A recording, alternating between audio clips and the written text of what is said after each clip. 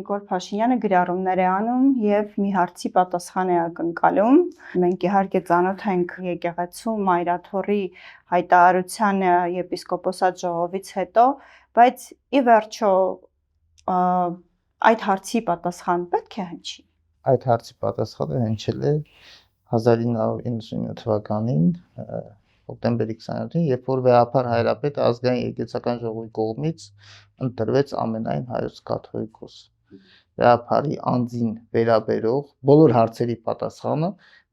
տալիս է ազգային եկեղեցական ժողովը դրական իմաստով։ Միգուցե այստեղ ենթադրություն կա, որ կար հարց, որ բաց էր մնացել եւ այն ժամանակ այդ հարցը չի շոշափվել։ Ազգային եկեղեցական ժողովը հայ եկեղեցու պատմության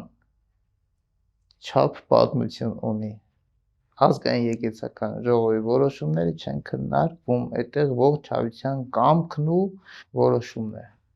հայտնվում։ Բացառեք բոլոր տեսակի հարցերը։